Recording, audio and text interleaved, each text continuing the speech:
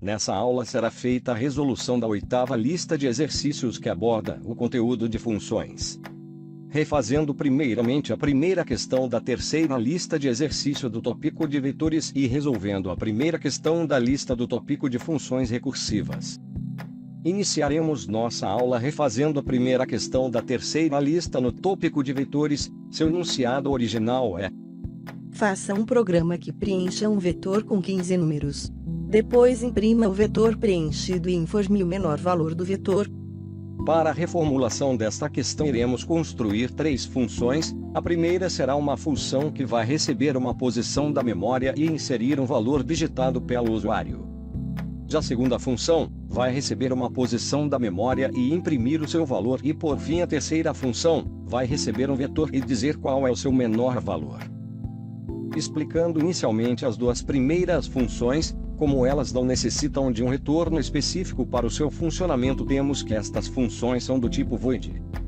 E para ambas as funções temos que elas possuem um único valor de entrada, que é um ponteiro que indica na primeira função onde o valor será inserido e na segunda função qual valor será impresso.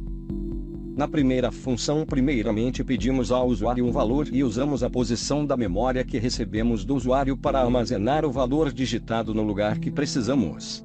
Já na segunda função, usamos o ponteiro para acessar uma posição da memória para imprimir o valor que ela possui. Por fim, na última função temos que ela é do tipo int, pois precisamos retornar qual foi o menor número de um vetor. Para isso temos 2 valores de entrada, o primeiro será um vetor e o segundo é o tamanho do nosso vetor. Inicialmente em nossa função, criamos uma variável para armazenar o menor número do vetor e um contador de repetição. Depois, verificamos se o vetor está vazio ou se foi passado um número negativo no tamanho do vetor. Para estes casos temos que imprimir uma mensagem para o usuário informando o erro e realizando um retorno do número 0 para encerrar a função. Em seguida, criamos uma estrutura de repetição para encontrar qual é o menor número do vetor, onde depois dela realizamos o retorno da nossa variável que armazena o menor número digitado. Para encerrar esta questão vamos para a função principal. Nela criamos nosso vetor e 2 estruturas de repetição. A primeira estrutura de repetição vai usar a função inserir para preencher o nosso vetor, passando como valor de entrada da função a posição na memória de cada elemento do vetor. Já na segunda estrutura de repetição realizamos o mesmo procedimento, só que agora para imprimir cada elemento do vetor. Por fim, imprimimos o retorno da nossa terceira função, onde passamos para ela como valores de entrada o nosso vetor e tamanho do vetor.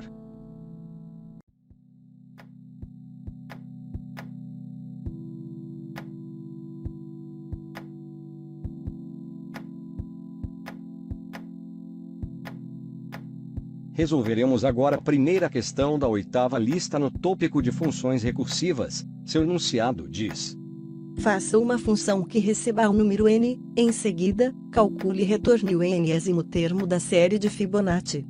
Na sequência de Fibonacci temos que os seus 2 primeiros elementos são iguais a 1, já seus elementos seguintes são definidos pela soma dos seus 2 números antecessores. Para a nossa forma recursiva dessa questão verificamos primeiramente se o valor de entrada da função é o número 1 ou 2. Caso isto aconteça temos que retornar o número 1. Caso contrário, iremos retornar a soma dos 2 números antecessores deste número, fazendo 2 chamadas desta função, uma para cada número antecessor desta soma. Já para a versão não recursiva da sequência de Fibonacci temos que declarar primeiramente 4 variáveis. A primeira será nossa variável que vai armazenar o número da sequência de Fibonacci que procuramos. A segunda variável irá armazenar o número de Fibonacci antecessor ao que buscamos. Temos que essas 2 variáveis devem ser inicializadas com o valor 1. Já a terceira variável será uma variável auxiliar e a última um contador de repetição. Em seguida construímos uma estrutura de repetição que deve começar sua contagem a partir do número 2, pois caso o usuário necessite do primeiro ou segundo elemento na sequência de Fibonacci poderemos retornar o número 1, já que ele é o valor inicial da variável. Dentro da estrutura de repetição, primeiramente armazenamos o valor atual de Fibonacci na variável auxiliar, para que depois com o valor anterior da sequência de Fibonacci, possamos atualizá-lo para o valor posterior da sequência. E por fim, com o valor que guardamos na variável auxiliar do nosso antigo valor atual de Fibonacci, atualizamos o valor da variável Fib2. Veja esta demonstração desse procedimento para procurar o quarto elemento na sequência de Fibonacci.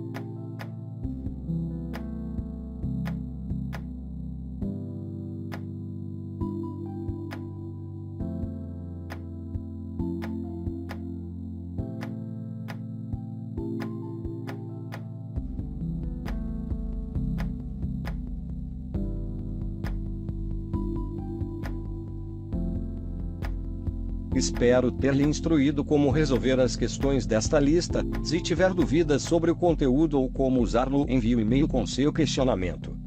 Obrigado pela atenção e... Isso é tudo, pessoal.